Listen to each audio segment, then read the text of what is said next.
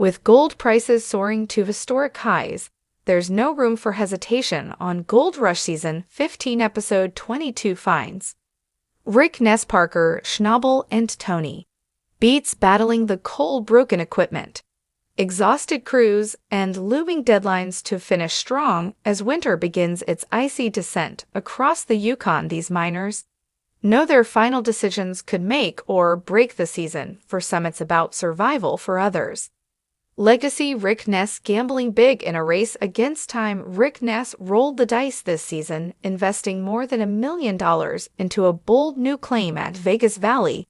That gamble has begun to show signs of paying off. His crew recovered $670,000 in gold last week alone. However, looming large over Rick's future is uncertainty around water rights at his Duncan Creek claim, with no guarantee he'll be able to mine there next year. This season could make or break his ability to stay in the game long term. This week, Ness left the claim temporarily to meet with the agent working on his water license in Vancouver. In his absence, longtime friend and reliable hand Brian Zaremba stepped in to oversee operations.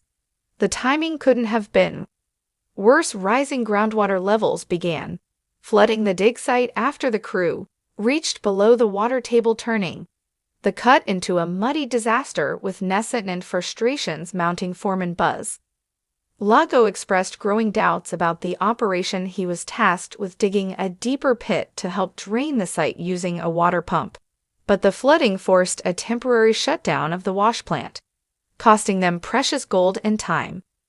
Looking to recover momentum, Z turned his sights to the old pad at Raleigh Valley, the same spot where Ness once hit a major payday, but mechanical issues continued to haunt the crew. When Z's loader broke down, Ryan contuniously pulled a working sensor from Ness's side-by-side vehicle and got the loader back in action. Still, not everything could be solved with a quick fix. Ness returned from Vancouver, visibly frustrated, having received no concrete answers about his water license.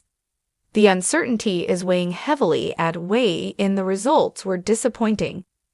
$122.820 worth over $320,000, less than half of what they were hoping for, with 200 ounces still to go to meet their goal. Rick and his team are running out of time and options, but they're not giving up. Parker Schnobble saying goodbye to a legend and pivoting for paid dirt at Dominion Creek. Parker Schnobble is still working to claw his way out of a financial hole. He's not just trying to hit a gold goal, he's trying to save the season.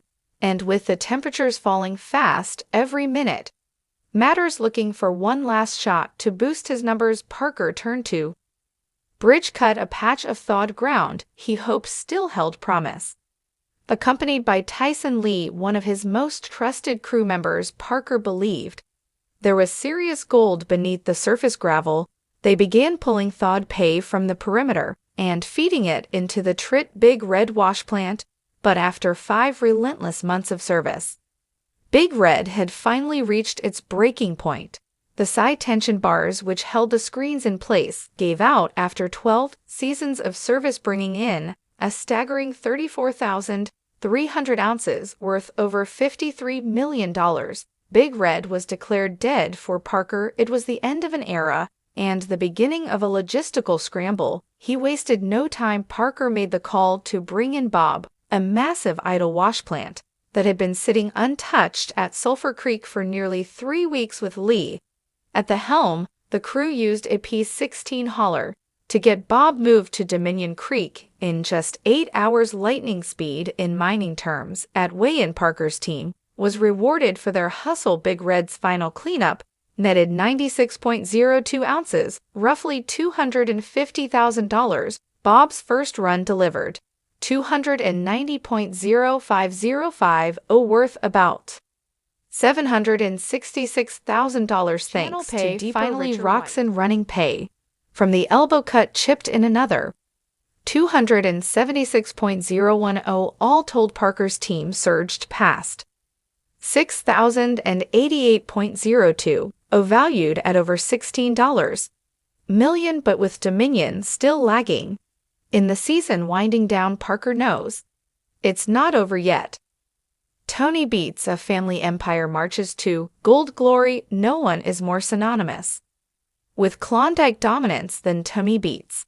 And in episode 22, the king of the Klondike inches ever closer to a historic finish, he entered the episode just 180 ounces shy of his ambitious 5,000 season goal, and with multiple wash plants churning, Beets had his sights set on gold glory. Tony wanted to push even further by activating a third wash plant at the Hester cut, but swampy terrain delayed their ability to move equipment into the site. That setback didn't keep the Beets family down for long. Monica Beets proposed a pivot. She suggested targeting old gold tailings left behind by previous miners. With modern technology, those forgotten piles might still hold serious value. Tony loved the idea and surprised Monica with a brand new $500,000 wash plant custom built to handle the massive boulders often found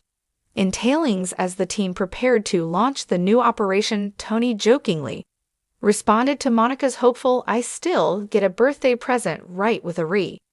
We'll see." With help from son Mike and nephew Michael, the Beets family rallied to get the plant up and running just in time for the season's final push act.